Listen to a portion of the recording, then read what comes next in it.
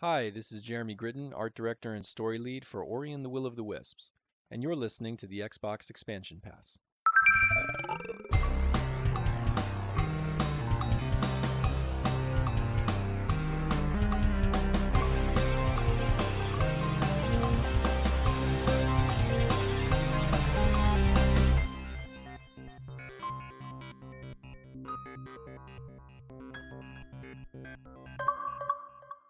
Welcome one, welcome all to episode 119 of the Xbox Expansion Pass, recorded on Sunday, February 13th, 2022. I am your host, Luke Lohr, the InsipidGhost. In this episode, we chat with the developers behind Zelda 2's love letter, Infernax, which is covered in blood and an absolute blast, releasing on multiple platforms. Answers have come out now regarding the future of Call of Duty exclusivity and a new game. And beyond that, somehow, Scalebound is back in the news for what seems to be the 512th time. All that and more in this episode of the Xbox Expansion Pass. Enjoy. Yet another week of gaming is upon us and behind us. Welcome to XEP, discussing all things in the gamerverse as they pertain to the Xbox ecosystem. And as I want to do each and every week, I like to start the show by offering words of kindness to those who have made my gaming week better. And this week, the words of kindness are headed to Xbox Gamer XG at Anubis316 on Twitter. Constantly a bright source in my timeline, asking questions of the show, directing me towards interviews he'd like to hear, which gives me good cause to reach out to people. And it is just a pleasure to have him over on my timeline. So Xbox Gamer / Anubis, I appreciate you so much. I hope you're having a fantastic week of games. And cheers to you, mate. Mate? I don't know why I said mate. Oh, that's embarrassing. Well, this past week of gaming news brought back two reoccurring topics on every Xbox stream, Scalebound and Call of Duty, and my goodness, Scalebound is the game that just won't die at this point. A lot of things being said about it at various points over the last few years since its cancellation in 2017. And this week, most recently, speaking to IGN Japan, Platinum Games president Atsushi Inaba and the vice president Hideki Kamiya, which is the one we typically hear from, made point that they would still like to make a return to Scalebound with Microsoft's involvement, which they would have to be because Microsoft owns the IP and all the assets from the canceled game. It was Platinum that was developing it under a third-party deal. Let's see. Let's read some quotes here, and then I can give you my takes on them. Atsushi Inaba said, quote, "Both Kamiya and I are serious. We would really love to work on Scalebound again. I'd like to discuss it with Microsoft properly," end quote. Now, Kamiya, who was the one who created Scalebound and was the director, said that development initially had progressed in a fairly good like production line. Like they had finished quite a bit of the game, I guess you would say, at that point, and it was odd for Microsoft to hold on to that work. He was kind of frustrated by the fact that they made all this progress on the game, and then Microsoft's kind of hoarding the assets. Is more how he says it through different translators. We should note now. He says, quote, Phil, let's do it together, end quote, as a plea towards Xbox gamers. He said that part in English. Now, I have strong feelings, I guess, about the way they are handling this, because it's one thing to say they would like to return to an IP in a very calm and collected way. However, when you've got the director, Hideki Kamiya out there consistently doing this every few months and making pleas directly to Phil Spencer, I don't like that. It feels to me like you're trying to weaponize a fan base. And when the game didn't get made, the team cited issues of the engine and the scale of what they wanted to do. No pun intended. Platinum said they just didn't understand the scale of what it was they were trying to create, and they were struggling with the engine and the production line. And without a doubt, on paper, the game looks incredible. I really, as someone who's not super into the fantasy realm, I mean, I have some games that I really like in the fantasy realm, but like dragons and such are not my jam outside of like Dragon's Dogma and the occasional similar thing you would see in The Witcher 3, right? I thought Platinum Games Scalebound looked really good. Like I was really like into it. I think that was a cool aesthetic. I was interested in it. I was fascinating. On paper and in clips, the game really does look great, but it was canceled for a reason. And I think that's something that we tend to forget at this point, so many years removed. It's consistently looked at as the game that got away, the game that would have brought people to Xbox. And that just doesn't make sense. For all the praise that Xbox gamers tend to give the evangelized Phil Spencer, and all the trust they tend to put in him, it's important to remember that he and his team chose to cancel that game in a time when Xbox desperately needed content. They desperately needed games to come out on their platform. This was before the Series X. This was before Bethesda. This was before some of the biggest heavy hitters were folding into Xbox's catalog. They needed a game like Scalebound to galvanize people. And if they were willing to cancel it at that time, then clearly some things were not going right. Something about the partnership wasn't working out. Something about the game wasn't working out. And Microsoft took a lot of flack for that. As the years have gone on, in the course of 5 years, it's been coming to light that, simply put, Platinum was misusing funds and putting their scalebound money towards other projects. Some people have suggested that was Nier Automata, which was a great game in its own right, but if you're getting paid for one job and money's getting funneled into another, that tends to destroy faith in relationships, particularly when you have one that was set to be multi-platform over time versus one that was meant to be exclusive. Moreover, there are multiple teams within Platinum Games, and their track record is very spotty. For every incredible game that Platinum creates, they seem to make 2 or 3 that really fall subpar. I'm thinking Ninja Turtles and Legend of Korra, etc. And so it's really frustrating. I, for one, do not want to see the Scalebound IP go away. I mean, in many ways, this story needs to die.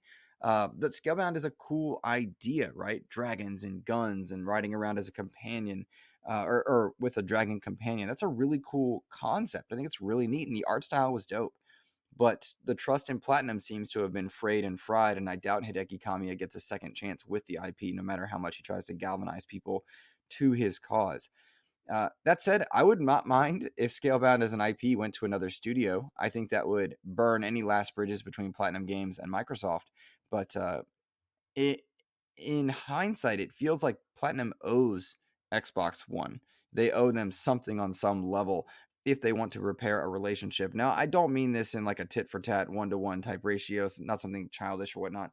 But in order to restore business faith, you need to cut a business deal on some level.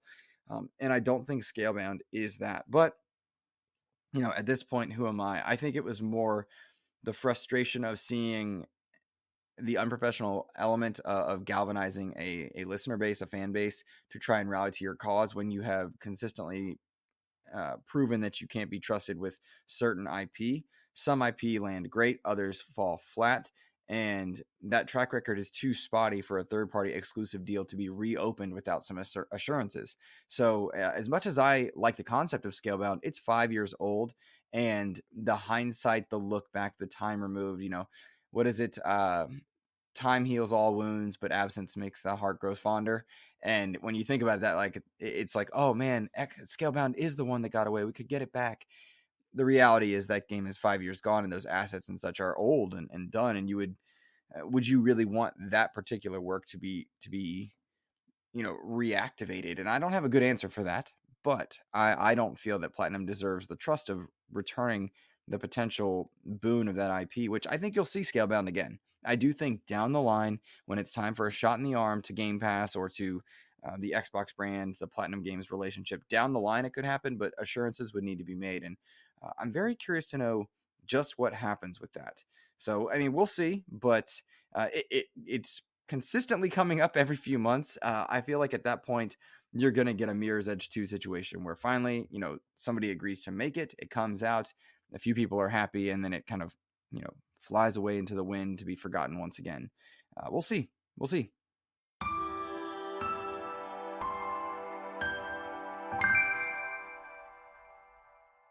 Now, Call of Duty, that's an entirely different topic. For a couple reasons this week, Call of Duty and Activision were back in the news regarding this ongoing deal, the acquisition of Activision Blizzard by Xbox, the Acti-Blizzard deal, as I've been calling it, and I think a few other people have been calling it too, but I still came up with it on my own. Just want to point that out. That's my tip of the hat to myself. Yep, that's what I'm hanging my hat on. News about this deal kind of ongoing. When you have $70 billion, you have a lot of regulators from the European Union, as well as the United States government. Lots of people just examining it, making sure there's not antitrust stuff, and it's going to be an ongoing thing of discussion. And in what looked like an appeal towards those regulators that are kind of watching this. Microsoft came out and said that they would be allowing Call of Duty and other popular Activision Blizzard titles to be released on PlayStation and other platforms beyond their existing agreements. Now, beyond their existing agreements and into the future is the exact wording they used. And this has led people to speculate, okay, what is this, a time deal? Are they going to have some games, not others? But it looks like Call of Duty will continue on PlayStation platforms and any other competing platforms that may emerge from, say, Amazon, Apple, or any other future cloud-based techs in the, as they come out over the next few years. I am not bothered by this. I think a lot of people were really frustrated and having a lot of debate over you don't spend $7 billion on Bethesda to make exclusive games or not make exclusive games. And then you multiply that by 10 times. What are you going to do with Call of Duty? A lot of debate on that. And it seems to me that what they're attempting to do is address any regulatory concerns that may happen as far as stopping that deal from going through, and then creating Call of Duty to be something akin to Minecraft, where Microsoft owns it and they reap the benefits and the profits that come in and pour in from all other platforms. They would do the same thing with Candy Crush, etc. Reap the benefits of all that profit, but allow it to exist in multiple spaces. That's how they've treated Minecraft when they had that $2 billion acquisition that seems small at this point from many years ago. And Microsoft and Minecraft have both benefited from it. It seems they want to do the same thing with Call of Duty. Let's look at a quote here. This one comes from President Brad Smith, president of Activision Blizzard, I should say. He says, quote, "To be clear, Microsoft will continue to make Call of Duty and other popular Activision Blizzard titles available on PlayStation through the term of existing agreements with Activision. And we have committed to Sony that we will also make them available for PlayStation beyond the existing agreement and into the future so that Sony fans can continue to enjoy the games they love," end quote. I think I misspoke a moment ago when I said he was a president over at Activision. I believe it's actually one of the Microsoft ones. But you know what? I didn't clip that part out in the notes. So whatever. Brad Smith, important guy on this deal, what have you. Sure. In the end of the day, this seems like they're going to reap the benefits of that profit. Now, how does this benefit Microsoft gamers or people that are primarily focused on Xbox and really wanted this deal to be a boon for Xbox? This benefits you tremendously. You're going to see a cross-play game exist on multiple platforms and bring in revenue from multiple games, whether it's Call of Duty proper or Warzone's equivalent at the time. It looks like they're making a new one, so that's why I'm saying that. Meanwhile, you get to play the game in Game Pass on day one. And to me, that's a big win.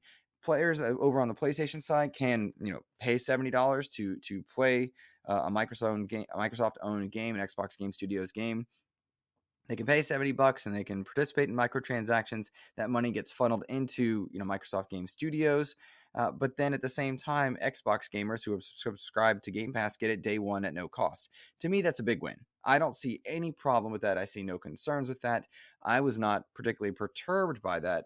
Call of Duty is a franchise that has made some incredible games. It's also been very frustrating in the past few years. Vanguard certainly did disappoint.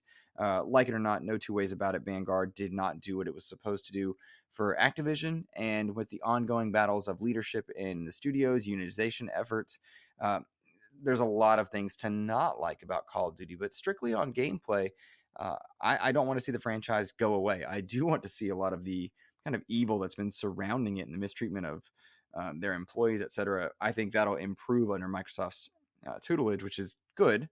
Bottom line, Xbox gamers should not be upset by this. It doesn't matter if the game is exclusive if you're benefiting from it.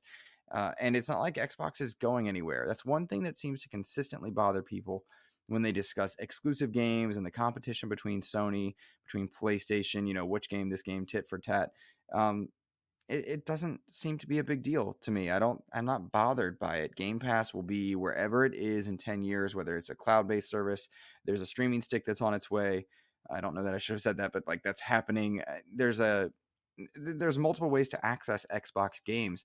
And why not? Why not pretend that, or why pretend that it's a big deal that PlayStation gamers get to play? The healthier the game, the more cross-play you get, the more cross-save you get, cross-progression, and I don't care which platform my friends are playing on, provided I get to play with them. What I never want to lose, and this is the realest of real truths, guys. I tweeted this, and I want to make it very clear. at the end of the day, the biggest end of the day, when I step back, I do not want to lose my legacy of memories on Xbox. For me, it is about my gamer score. That gamer score represents the memories I've built on this platform, my cloud save, so I can always go back to the worlds that I've been invested in. Wherever I log in on, if it has that, I'm a happy guy. Whether I'm playing with an Elite 2 controller, an Elite 4 controller, a DualSense, the DualSense successor, I truly don't care, provided I don't lose the legacy of memories that I've created. If in 10 years I'm playing Halo on a DualSense 4, cool. Fine by me. Awesome. I don't want to lose the saves. I don't want to lose the memories, the captures, the gamer score, all the things that are now what we expect with our time investment into a platform. I don't want to lose that. But the physical device is less and less important to me. At this point in time, Microsoft has the best hardware. PS5 was over-engineered. It's too big. It's bulky. It does have a heating issue, which is why they made it that big. Rock on. The system works great. Like, I'm not knocking that. What I'm saying is, as far as engineering, the Series S and X at this time are better. You could not say that about Xbox at the Xbox One generation, right? You could not say that until the Series S, maybe. Yeah, I would say the Xbox One S and One X, better systems, but far too late in the game. But what does that mean? To me, it's like, oh, they're rocking it right now. But I really don't care about the hardware down the line. I really don't. I really want to just have my memories there. So if Call of Duty or any other platform is multi-platform, and people can jump into those franchises, as long as I get to log in and play with my legacy, I'm a happy guy. I'm cool with that. And for all the IP that were picked up in this Activision Blizzard deal, am I affected if they go exclusive or not? I don't think so. I think if they're in Game Pass day one, that's where I'm benefiting. That's where I'm a happy camper. Do I care if more people get to play the next Spyro? No, that's awesome. More people should play the next Spyro. More people should play these games. And whether you're buying in at $70 per, or you are Game Pass day one, that's a great thing for me. I'm okay with that. More and more, I've come around to this idea. Maybe 5-6 years ago, I'd have been against it. Maybe two years ago, I'd have been a bit more skeptical about it. But more and more I think about it, it's about the legacy for me, not the hardware.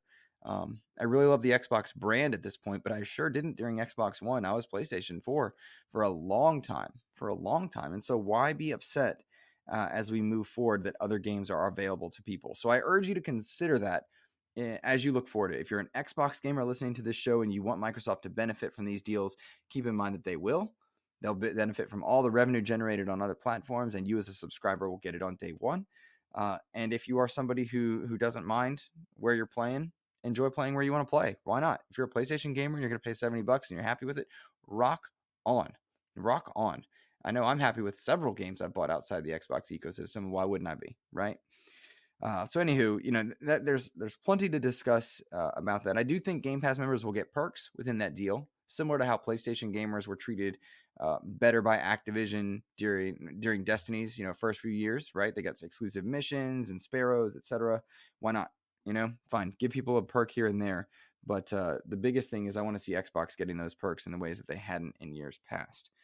Now, Call of Duty in the news for that reason, but also announcing a new game for this year in a move that shocked everyone. I say that in jest. Of course, we knew a new Call of Duty would be on its way. Vanguard didn't do what it needed to do as far as brand engagement. And again, the surrounding controversies there. It looks like officially announced this will be a sequel to 2019's Modern Warfare, which, by the way, fantastic game. Modern Warfare was really good in 2019. If you didn't play it, I loved it. Speaking about the campaign, I didn't play enough in the multiplayer to give you an informed decision. This will be developed in tandem with a new Warzone release that is designed together to be built from the ground up. Now, this is fascinating because it looks like it's going to be an evolution of Battle Royale with a new play space and sandbox mode, which is verbiage that seems to suggest to me it's going to be easier to update, similar to that of Fortnite, where they're able to make changes quickly, and this new engine will benefit that, which is dope, by the way. You have to imagine you'll get more crossovers in the future. They've had some crossovers here and there. They felt a little out of place, but down the line, do you see Master Chief inspired armor? Sure, why not? Don't be upset about it. But yeah, for this to get a new engine, ground up, new Warzone 2, Modern Warfare sequel, I'm excited by this. It's led by Infinity Ward. I'm excited by this, provided that we don't hear more ongoing mistreatment towards employees. That's what pulled me away from purchasing anything related to Vanguard. You may notice that I barely covered Vanguard on this channel at the time. To that effect, if we find out more about that, then I'm going to abstain from Modern Warfare 2, and that sucks because I really liked Modern Warfare. Particularly in a time where like we haven't gotten any good modern military shooters. Battlefield disappointed, Crossfire really disappointed. We'll talk about that in a bit. I really want this game to go well, and I want to hear good news out of the studios as far as leadership and treatment of employees. So, expect that to be there to be something there on that front. When we have news of Call of Duty as a brand, not going to be exclusive, but have exclusive perks. Gonna have a new engine, like a real new engine, not one that they kind of like faked in the previous years. A real new engine built from the ground up to appease to Warzone as well.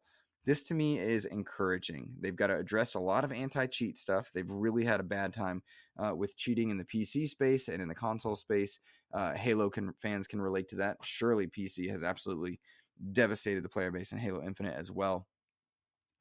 If they can address that stuff, they can get Call of Duty back on track. And I say back on track, it's off track right now and still selling gangbusters. So there's something to that. I'm excited by this news of Call of Duty. I'm excited by these answers of exclusivity. I'm not deterred or demeaned by it. I'm looking forward to what it is they bring about. So let me know what you guys think, both about Scalebound and about this new Call of Duty stuff. Are you deterred in any way based on kind of these litigations, the exclusivity stuff? Let me know at InsipidGhost on Twitter. And while you're at it, let's just drop this in the middle of the show. Maybe throw a like. Maybe throw a subscribe. You know what I mean? Rate it on iTunes. Rate it on Spotify. Help a buddy out. You know what I mean? I'm seeing my buddies Joe and Ainsley, my incredible cast co-op partners. Their channels are growing like crazy. Throw a little XEP love my way. I wouldn't hate you for it.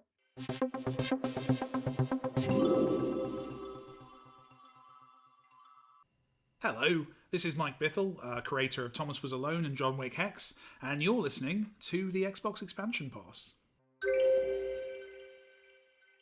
Well, as we leave the topic of Call of Duty behind, in I would say positive vibes, like good directions for Call of Duty that'll be years in the making, Ubisoft is in the news for all the wrong reasons yet again.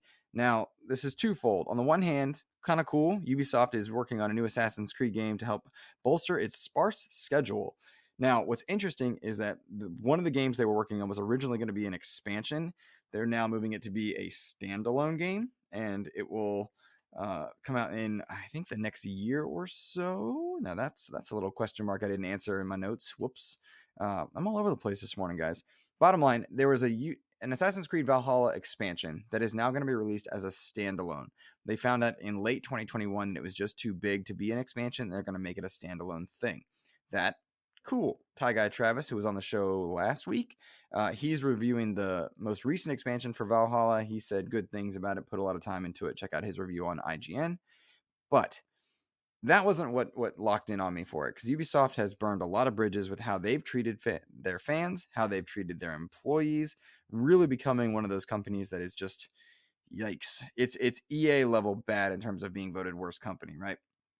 Now, that memory of EA being voted worst company has popped in as one of the Ubisoft employees posted to an internal forum that they were wondering if Ubisoft was competing for that title after it was announced that they would be giving NFTs as compensation to their employees. In lieu of financial and other perks, they were giving NFTs to their employees. Yikes. Yikes. With all the ongoing litigation, the mistreatment of the employees, the sexual harassment stuff, Ubisoft decided to compensate employees with NFTs. This is disheartening. It is frustrating.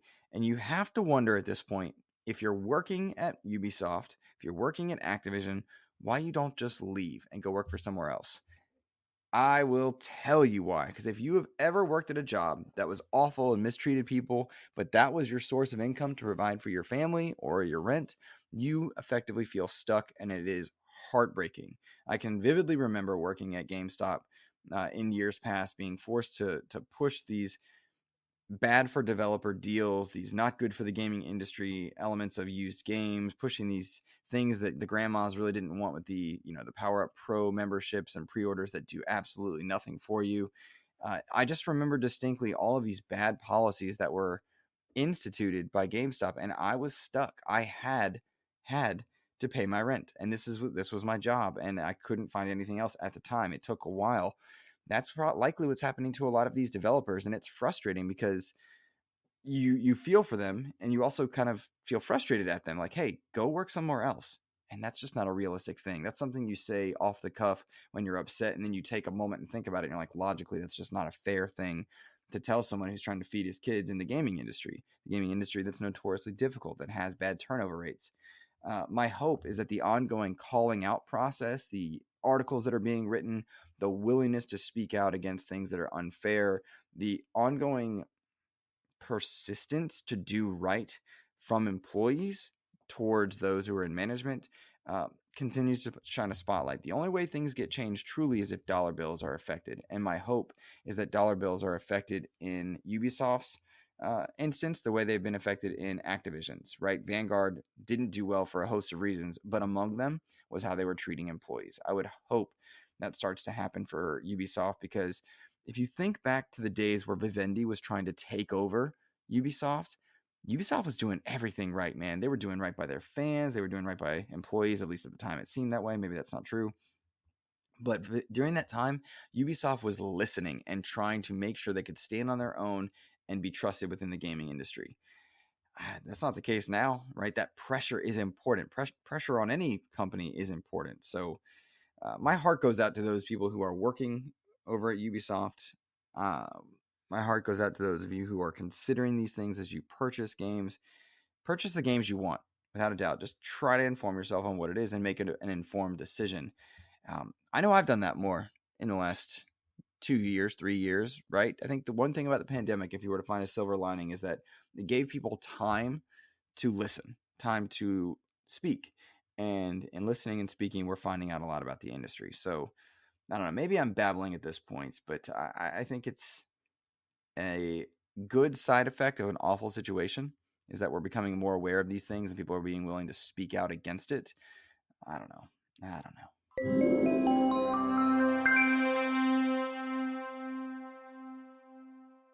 Well, Crossfire X released. A lot of questions surrounding this free-to-play game that was launching into Game Pass. The game made by Smilegate on the multiplayer side, Remedy on the single-player side. Lots of questions, lots of excitement. Sure didn't send out review codes for this one. Even IGN didn't get them till the day before, which, yikes, right? I've played Crossfire X's multiplayer. I played it in the beta a few years ago. I liked the beta a few years ago. Certainly problems, but it's a beta, so you forgive things. Guys, I don't know what changed between the beta and now, but somehow the game is worse. And I don't think it's my expectations versus the reality. It feels like they improved nothing from the beta, is how it feels. I'm sure they would have a list, but Smilegate really botched this launch. Crossfire X has the core of what could be fun in kind of a rogue company, cheaper kind of way, like just a free-to-play, jump in, have a good time, get some easy achievements. I've had a little bit of fun with it here and there, but it is a disaster of a launch. It's really bad. Now, it's bad for a lot of reasons, and Famous Seamus wrote in asking about my impressions of Crossfire X so far. For sure, this game is a disgrace to the Game Pass name for a lot of things. It launched into Game Pass, of course, but the multiplayer is free to play. Now, that's not strange in and of itself. Halo did this exact thing. Campaign would be available to Game Pass subscribers for free, and multiplayer is available for everyone. However, broken netcode, zero improvements from the beta, which I liked, spawn issues, different types of power imbalancing within the system, very slow, frustrating menus. This feels like an unfinished product is releasing with the Xbox Game Pass moniker right next to it. And to that point, the campaigns, only one of them is in Game Pass, but you can't unlock it if you have Game Pass right now. It's launched, and Game Pass subscribers cannot access that particular content. So much so that it's been reported that Xbox has removed it from Game Pass. That Game Pass logo no longer there, not able to access it through Game Pass. It's not available until that issue is fixed. This is bad. Now, this is bad on a couple levels. On the one hand, Smilegate, the multiplayer side of things, they just released Lost Ark. In the same week, they released Lost Ark, this huge MMORPG that landed 1 million concurrent players over on Steam. massively watched over on Twitch. Huge success. They also launched Crossfire X at the same time. It is very obvious where the resources for development were put of the two games. Lost Ark nailed it. Smilegate crushed it. Boom. Crossfire X left out to dry. This is a game that Microsoft was super excited to bring to the West. It was a huge PC game over in Korea, very much a Counter-Strike clone, I guess you might say, CSGO style. Really exciting to be bringing it to the West. Then the marketing went null and quiet, and Xbox very much distanced themselves from the brand, said nothing about it. It was only people like me who were like, hey, where'd that game go? That were at all even bringing Crossfire X up. The game comes out in this state, and it's like they didn't work on it from the beta. Truly a disaster. Very frustrating, I think, on a couple levels, because this could have been a big win. You have Battlefield and Vanguard, which disappointed. You could have had a great military shooter into your platform, exclusively into your platform, because Crossfire X is not over on the PlayStation side.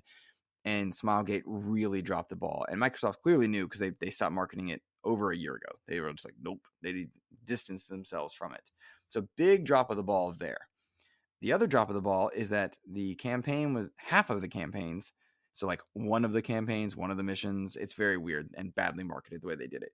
Are supposed to go into Game Pass. It's not unlocking.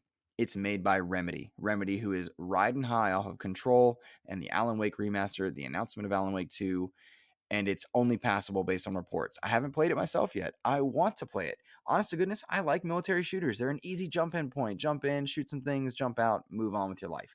To me, that's a really approachable thing. It's fun, right? Free to play, easy in Game Pass. I was going to go in there and get achievements anyway and have a good time. It's so disappointing. So disappointing. And it brings up the idea, the question that should Microsoft be curating what goes into Game Pass more strictly? Surely they have quality control elements of their store. However, I made a tweet about them having quality control, and I was so tired I misspelled it, and it said CQ instead of QC for quality control. And a couple people pointed out to me, and I was just like, the irony is not lost on me that I didn't, quality control my own tweet. Ironic. They really need to do a better job of quality control over on their store. Recently, somebody released a game into their store called Spider Superhuman. It looks like Mega Man with a Spider-Man skin, and they were using the Spider-Man PS4 images. How is that getting through?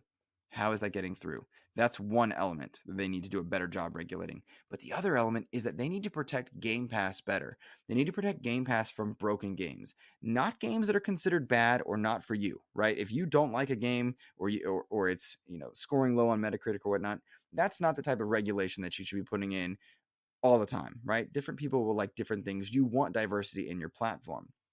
What you don't want releasing into your premier subscription service are broken games where the net code doesn't work, where the unlocks aren't working, where people who are subscribed to your service and your service is reflective of your brand overall, you're related to whatever launches into that. You don't want games like this or situations like this happening. Without a doubt, Game Pass is still the best deal in gaming at the moment until Sony's day and date version comes in, and then you can toss it up and see what they're making at the time. But without a doubt, Game Pass is still incredible. AAA, indie, amazing games are all through there. So it feels strange to complain about Crossfire X, but really it's a warning sign to the future to say that if they don't get a handle on making sure that broken games don't go into their service, they will be damaging their brand name going forward. And that's a problem for a brand that is recovering brilliantly, but recovering from a massive loss in a generation. There's no way to get around the Xbox One disappointed a lot of people. Not everybody, the majority of people are interested in PlayStation or interested in PC or Nintendo. And Xbox is a recovering brand in third place. And everything that they misstep gets magnified 10 times over. Nintendo can make missteps all day long and be forgiven for it. I don't quite get it, but they can. PlayStation can make missteps. They can be forgiven for it. When you're making God of War, Horizon, Uncharted, etc., you get the forgiveness. And unfair or not, that's how it is. So Microsoft has to mind the P's and Q's. That quality control on the Game Pass side, no broken games, no Life of Black Tiger can come into Game Pass. It can release on the platform, but it can't come into Game Pass. And there's a big difference between those two things. So I hope this was a good lesson for the future. I'm hoping meetings are happening to say, hey, let's avoid this in future. And on Smilegate and Remedy's side, Remedy's damaged their reputation by being associated with this, but not much. My suspicion is that people will forget this very quickly. That's not a good sign, but at the same time, it's like, all right, Remedy, you have all bangers until this. Where are we going to land on this one? Smilegate, though, nobody's thinking about Crossfire X. They don't care one bit. They just put out Lost Ark, which is a huge success. So Crossfire will go into the annals of history, gone down as a failure, a bad experiment in the West, a bad PC port, and it will be forgotten. For now, though, jump in. It's an easy way to get 1,000 gamer score. I think I'm up to like 300. I am having a few minutes of fun here and there. Fun enough, but like it will be quickly forgotten in favor of other games that are doing far better, like Halo, like Fortnite, etc. There's other stuff to be had for that one. I want to quickly mention Halo. It's come up a few times that the player base is dwindling on the Halo Infinite side. I think that's to be expected. Without a doubt, still the most successful launch in Halo history. None of the Halo games ever have had 20 million players at any point, especially not in this window of time. We know Season 1 has disappointed in how long it's going to be. We know the game didn't do what they wanted to as far as how it released, and I think it's starting to get some retroactive hate for that. But just a month ago, 2 months ago, we were praising it real high. They've just been slow to address certain things, quick to address others.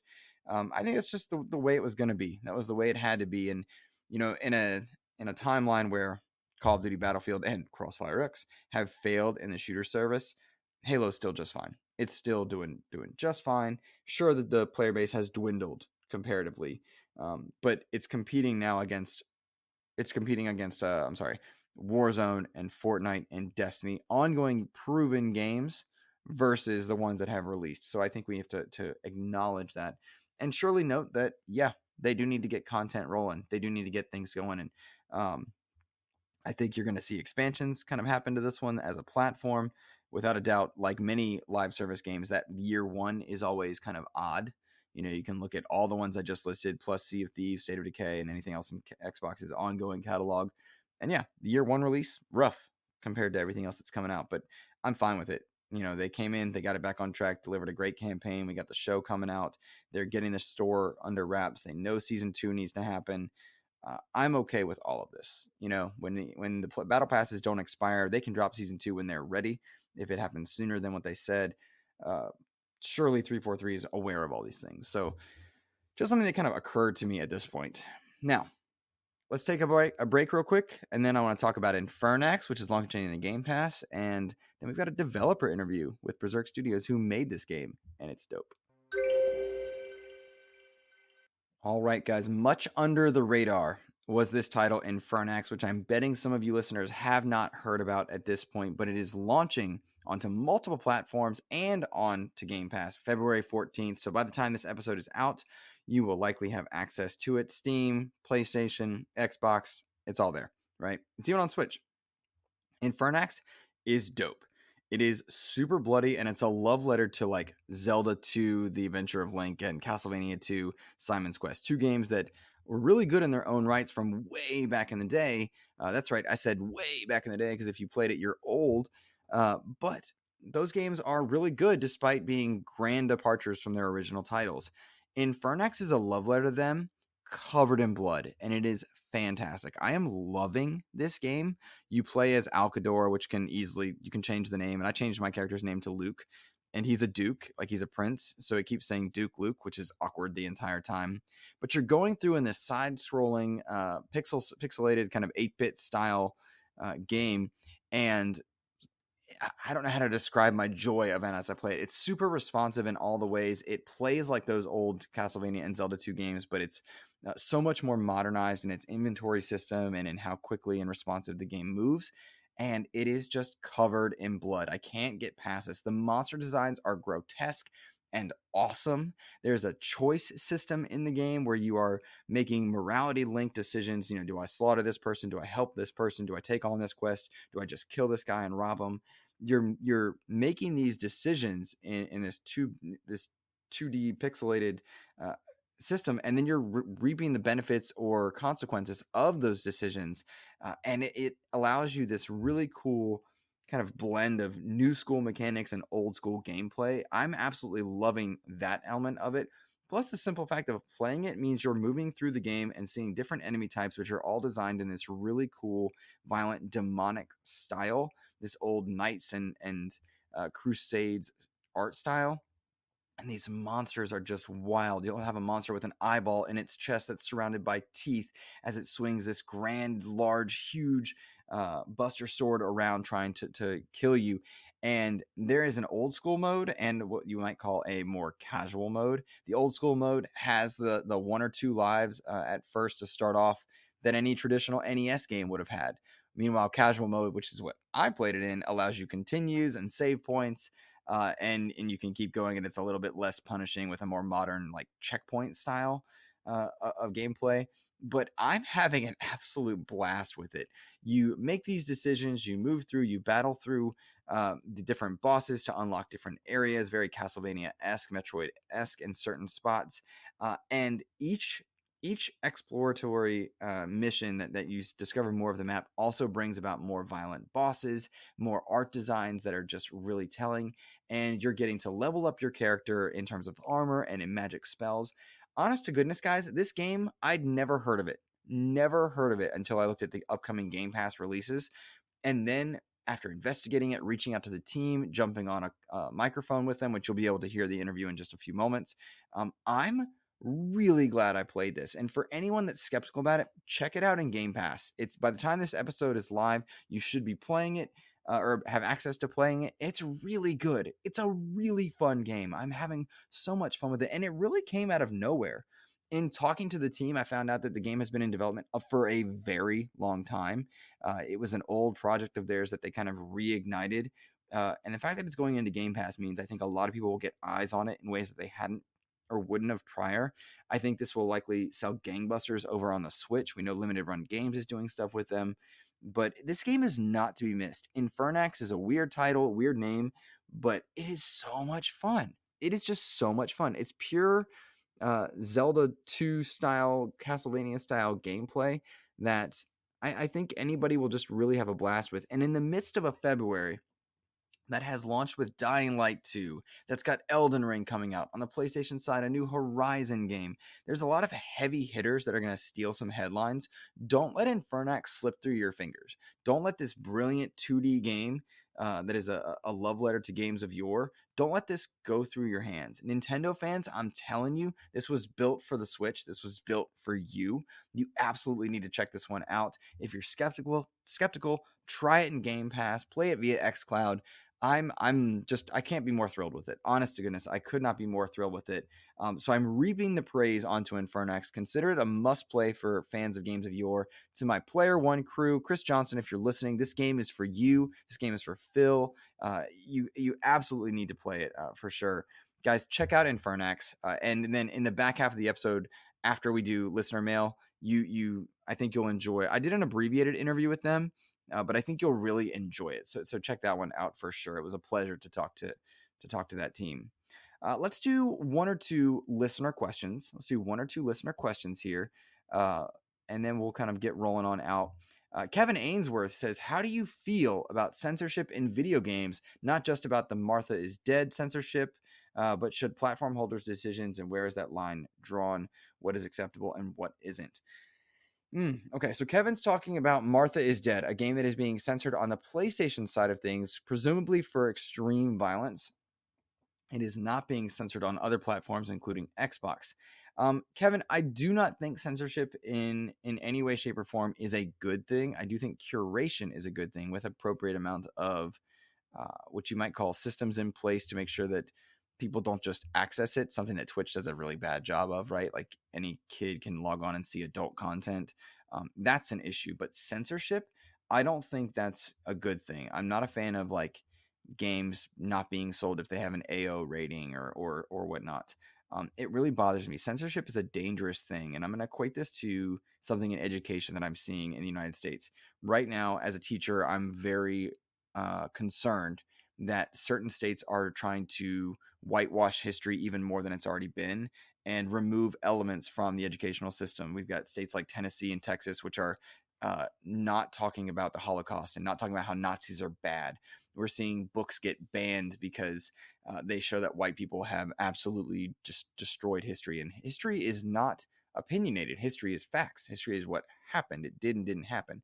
And so when you censor things, you are doing twofold. There's a twofold effect. On the one hand, you're getting more spotlight onto the issue. Recently, a book called Mouse, a graphic novel called Mouse, which depicts the trials and tribulations of the Jews during the Nazi kind of regime.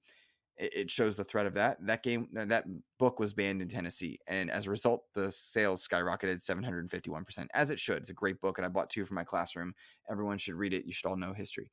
Now, in the gaming space, Martha is Dead looks to be a fine game published by Wired Productions, and it looks to be fine. But because it's getting censored on PlayStation, the spotlight is on that game, and they're going to sell really well. So that's good for them, right? The other side of it is, who's to say what an artist can and can't create? Who's to say that should and shouldn't be happening? It should be up to, in my opinion, in a capitalist society, it should be up to the customer to decide whether or not it is worth it to them. It is not for companies to decide what parents should and shouldn't do. It is not for distributors to decide platform holders to decide what type of art artists create. There is a line there, and it's a blurred line, and you can't definitively always say, 100% we're allowing this or not allowing that. But there is a responsibility to make sure that artists are allowed to create the art they want. You can apply this argument to the difficulty discussions that are ongoing when it comes to Souls-like games. You can apply this to the types of violence that are depicted in games. You can put warnings, you can put labels, verify your login information, whatever it is you need to do, but I don't think you should be censoring games. In reality, the Martha is Dead stuff is probably being over exaggerated. Could I be wrong? Sure. But we've seen so much violence in games. In Call of Duty, you mow down enemies with bullets. Why is that worse or not worse? Why is that considered acceptable versus pornography in, Grand Theft Auto? I don't know. You go to a strip club and you watch dancers nude. Why is one thing acceptable versus another? To me, it doesn't always add up and doesn't match up. I go back to experiences in selling video games and in talking to parents about video games at school and otherwise. We say that nudity is a bad thing, but we'll let people murder and kill in other games. Why is certain types of violence in a game acceptable versus not? The image that we've seen in Martha is Dead that seems to be circulating as the reason it was censored is somebody peeling the skin, like cutting the skin off of a corpse's face and peeling off the skin. Okay. That is gross, but it's a horror game. It's a horror movie. You see this stuff all the time. Why is that considered worse than assassinating someone in Assassin's Creed or running over a prostitute in Grand Theft Auto or going to a strip club in a certain game? Like, what to me, what is the question? Like, to me, what is worse? What is acceptable? What is not? And that's a line that I'm not sure should be definitive, right? Like, I'm not sure that is what should happen. So how I feel is that it should be done on a case-by-case basis, but in large part, an effort should be made not to interrupt the art of an artist's creation, and certain warnings should be there for people to take a step back and to know what is in the game. If that means before you purchase a game that is M-rated, you go through and you see a checklist, fine, what have you. It's not up to the platform holder to decide that stuff. But it's a complicated issue for sure, in terms of entertainment. But in terms of history, when I go back to that argument, never should we be canceling history, censoring history, and we should never shy away from that. And I guess it's a close to home question for me because I see so much whitewashing of it, and I see so many people that don't want to acknowledge the tragedies of old. It's just a little odd to me. So, if I ranted a bit, I didn't mean to, but that's kind of where I stand on that one. Blaze Knight, can I just say, it's so cool to see you in my timeline once again, buddy. I hope you're doing well. He wants to know which Xbox first-party IP would make for a fun crossover. Think State of Decay cross Fallout, where the result is a Fallout game with a State of Decay flavor, where you're focused on growing your community using multiple characters and the ghouls and synthetics. That's a cool idea, man. I want to see a lot of crossovers and stuff. I thought it was really dope in Gears when you could play as the Spartans. I want to see Spartan-inspired stuff in a lot of games. I want to see Gears inspired stuff in Halo games. I love crossovers. I'm desperate this year for expansions in Forza Horizon and Halo Infinite, because simply put, Microsoft's catalog doesn't inspire me at all. Like for this year, there's nothing first party from either studio that I'm really excited for, because I don't think Ragnarok's coming out on the PlayStation side, and I'm not into Starfield or Redfall. Nothing's clicking for me yet. Maybe they will down the line, but I'm not excited for Xbox's first party in 2022 at all. Like me, could not care less about their stuff. I'm excited for Gotham Knights, right? Like that's what I want. So what would get me on board or get me excited? Crossovers, like I'm really excited for people to get playing Forza again. I think Halo came out and stole some of the thunder from Forza Horizon 5. If the expansion includes missions where you're just like in Forza Horizon 4, where you're, racing a Banshee and you're in a Warthog and you're playing some there, where you're driving on Hot Wheels tracks through Sea of Thieves battles. Like I want that. That's what I want. I want Doomslayer and Halo Infinite. I want expansions where you see crossovers for the properties that don't damage the properties, but they celebrate them. That's what I want. I think that's dope. So that's what I'm thinking about is Forza Horizon 5 getting tracks where you're going through a battle between heaven and hell and Doom. That would be really cool. Like there's a lot of cool things you could do with crossovers, and I think that's gonna happen. They might be looking at the player bases of Forza and Halo and saying, all right, we need to make these things happen faster. But yeah, that's where I'm standing on that front. Let's see. Let's do one more question. This one comes from Court Lalonde. He says, if you could be in charge of any studio, what game would you make? Court, I've thought about this a lot, man. I don't know what studio it would be at this point. Probably one of the WB ones, but I want a Superman game in Unreal Engine 5. That's what I want. A Superman game, Unreal Engine 5. Make it happen. Yeah, that's what I want. All right, guys. I think that's going to do it for this week. I hope you enjoyed this episode of the Xbox Expansion Pass. I hope you enjoyed the different topics that we went through. Feel free to rate it over on the old iTunes, Spotify. Throw a like, a subscribe over on the YouTube side of things.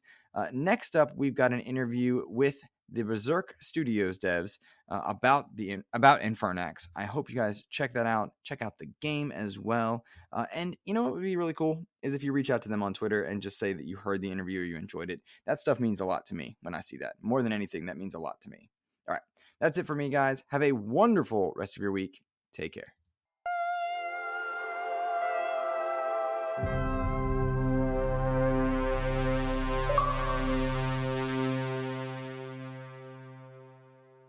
We are very fortunate now to welcome to the show Mike Ducarme of Berzerk Studios, here to talk about their upcoming game, Infernax. Mike, how are you?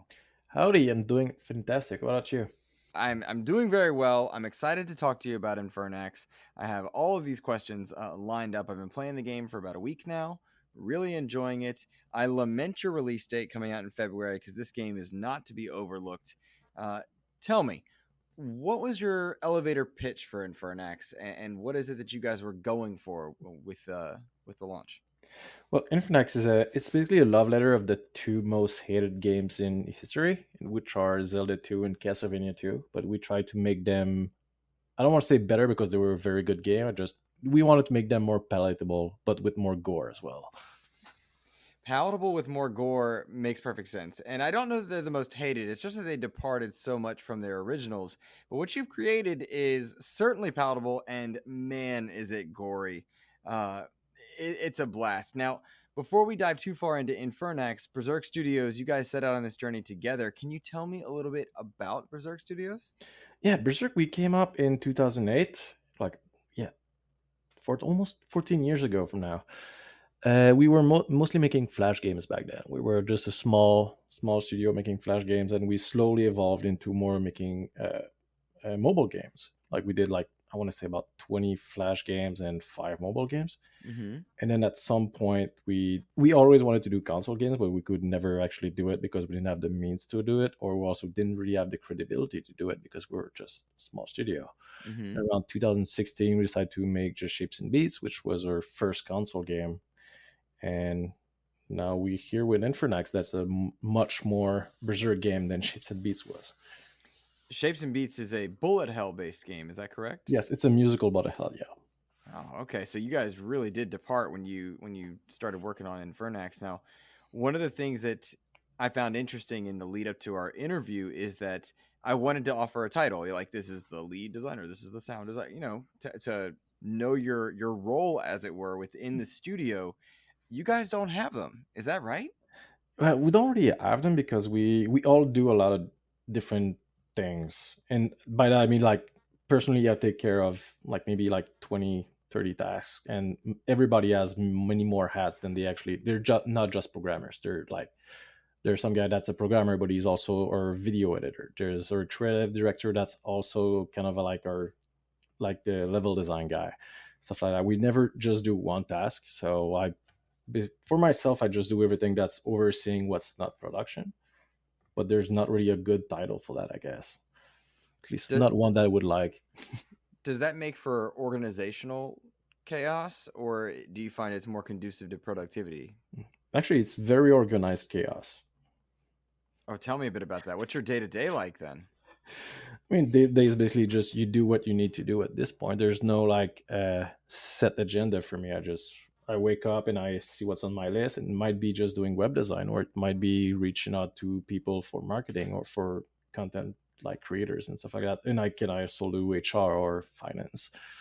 It's always by the need, basically. Interesting.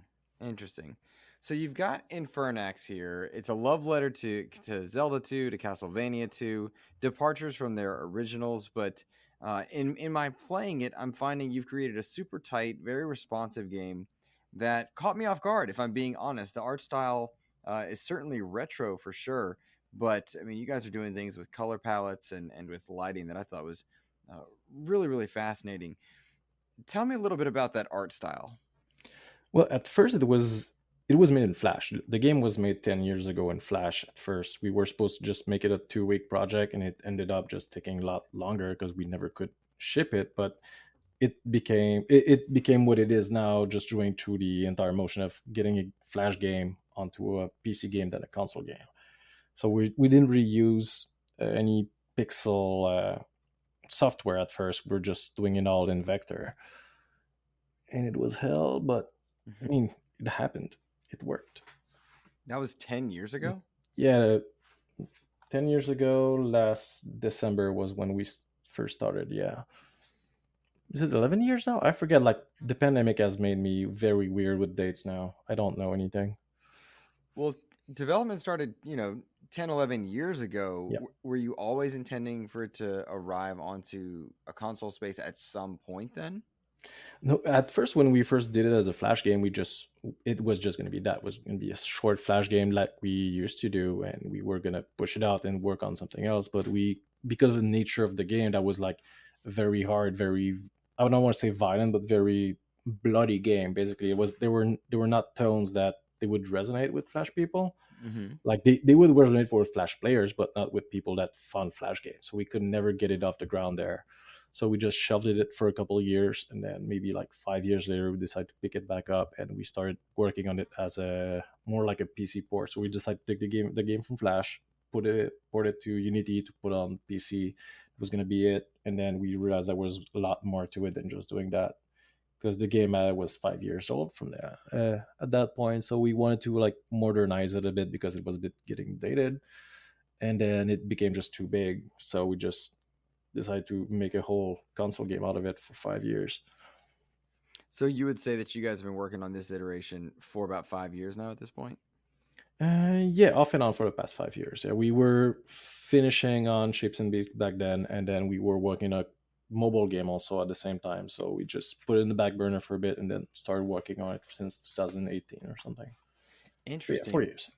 Okay, all right. And I'm thinking about this idea of like taking a Flash game, getting it over to consoles. And for any listener, Infernax is coming to Steam, Switch, PS4, Xbox Series S and X, Xbox One, and it's also going to be in Game Pass day and date February 14th. So you guys are launching on a lot of platforms. Does that add stress to your plate, or are you excited by that, or both?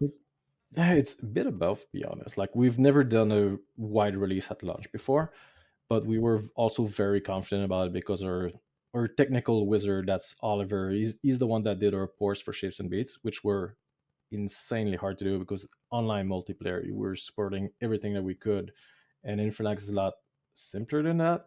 Mhm. But since we had that expertise, Oliver just did it all in like a goddamn machine. When you're saying he's doing it all, what does that talks about the porting aspect of it? Yeah, the porting aspect of it. Yeah. Gotcha. Interesting. Interesting. Well, I want to talk about specific elements of Infernax. Of course. You launch as a player. Alcador is the name of the Fame Knight, though you can change your name. Which Do anything amusingly, you want. I changed it to Luke, and so now I'm Duke Luke in a bunch of the cutscenes, and I thought that was the funniest, best thing That ever. rhymes. It sure does. It sure does. It made me chuckle quite a few times. But I'm going through 2D side scroller with this awesome mace that I'm whipping around and hitting all types of monsters and ghosts and what I can amount to be demons and skeletons. And the art design stands out. You've got some truly grotesque bosses and mini bosses throughout this. What was the goal with those? It was like, since the point of the game was to make a game that could not have launched back like when the game were inspired from. Like, you could not launch this game in the 82 when Zelda 2 and Castlevania 2 came out, because it was like too gory for it. That was the goal. So that was the joke behind it. So we figured out the best way to make people think that that game is like that banned game that could never come out was to make the bosses as gross as possible, like to make like players feel uneasy just looking at them, like, oh, this is awesome, there's a big weird poultry looking monster that's veiny and stuff. Mm-hmm. Where you had eyeballs with teeth around them. The first boss, well, one of the first bosses you slay, you've got intestines and gore just gobbing all over you.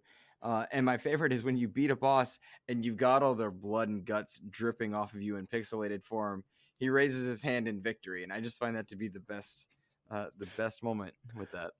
Yeah, that's part of the situational humor of the game, that it's so over the top and it's so serious that it feels silly at some point. Like, you're just with your mace up in the air covered in blood and there's people dead around you. Oh yeah, and it happens a lot, listeners. It happens a whole lot. At various points, you might come across bandits trying to attack people, or monsters attack citizens. You can save them. It's really cool. You also added in different elements of choice. I noticed, like I Mhm. would come upon certain characters, and I could choose to either slay them or spare them for a bribe, and a few other situations. There, you added a choice system to a retro inspired game. That's fun. How'd you come up with that idea? It was a happy accident. When we were making the first demo for PAX West 2018, we were looking for a wow moment for the demo, because the demo was just like the first 10 minutes of the game was kind of slow, and we wanted something to surprise the player.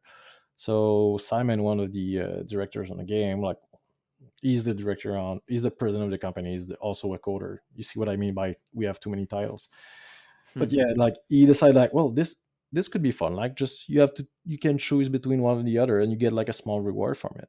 And then it was super simple at first, and then we sent it to PAX when when we were showing it at PAX. Like, it resonated with so many players. They found it super fun, and they just started just imagining what it could be, that the entire game changes around those decisions. Because again, the game is it's supposed to feel like the imagination of a kid playing a game, thinking, oh well, this game could have that in there. And so that's what we did with that part. It just People just decide to make up their own ideas about it, and we just took those ideas and make it real.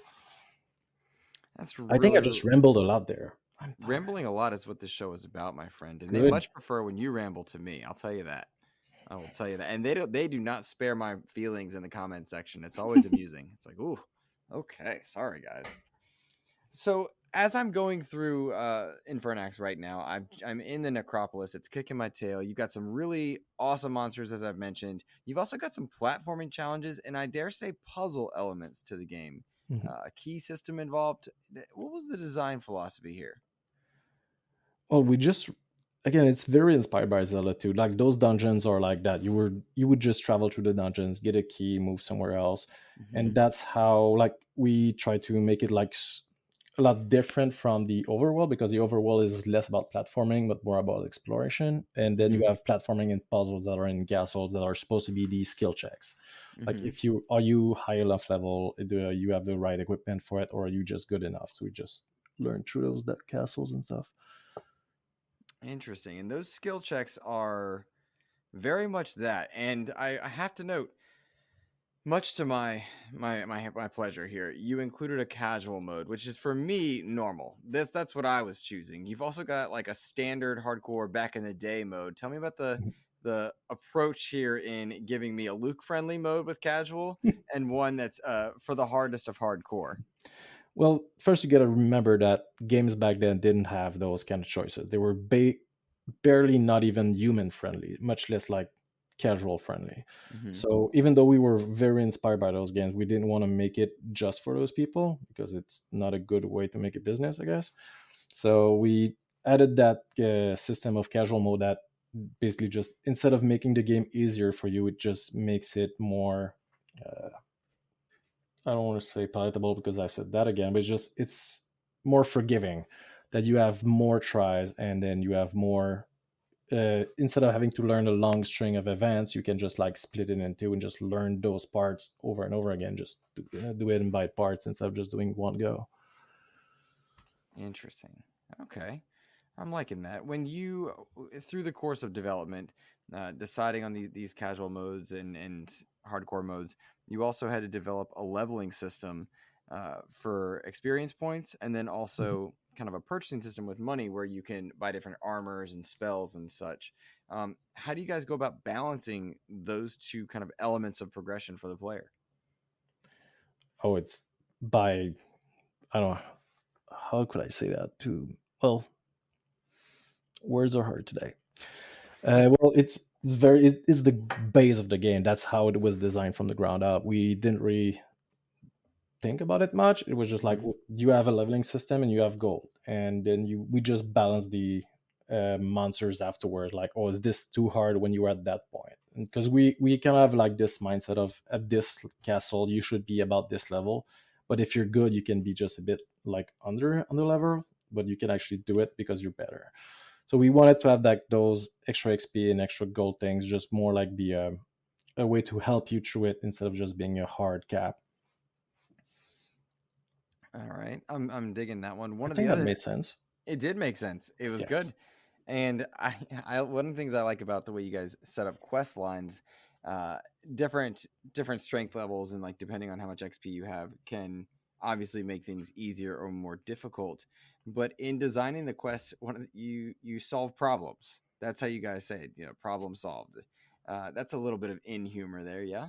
Yeah, I mean, most of the serious part is mostly on the story side. We did want to have like those tonal shift in when you're trying to break the game or when you just have a very out of context situation happening, but we didn't want to have to have the humor like on the forefront. So tell me this then, Mike. What is it about the game that you guys are most proud of at this point? Other than just getting it out there after 10 years, is that what you're saying?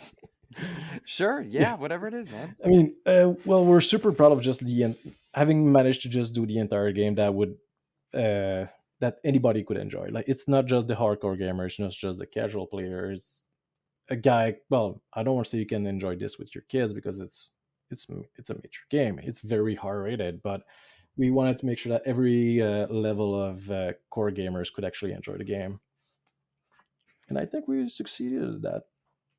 All right, so then I'll ask you another dreaded question. Are you happy with the game at this point? Insanely happy about it. I was just looking at old screenshot we had from back in the days, and you can actually see the progression of what we did in 10 years without actually changing. We changed so much, but it looks like we changed almost nothing, which is kind of funny because the graphics are kind of the same, but the entire like system in the back, and it's so much more involved than we initially thought it was going to be. So yeah, we're super happy about it. Awesome. And I will tell you what, listeners, I've been playing it for quite a few days at this point. I absolutely love it. It has become one of my favorite games of the year thus far, a few months in. And it's a blast. It's a really good time, and I encourage you guys to check it out on Game Pass, Xbox Series S and X, PS4, Switch, and Steam. Mike Ducarme, thank you for joining me. Any closing thoughts? Would you like to let people know where they can find you, or anything else for us? Well, they can learn more about the game on Twitter. We have a Twitter account at Infernax, which is the name of the game. Also, Berzerk Studio, which is the name of the studio with a Z.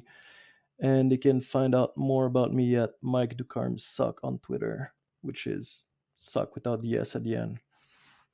Well, there we go. All right. Mike, thank you so much for your time today. Thank you so much for having me.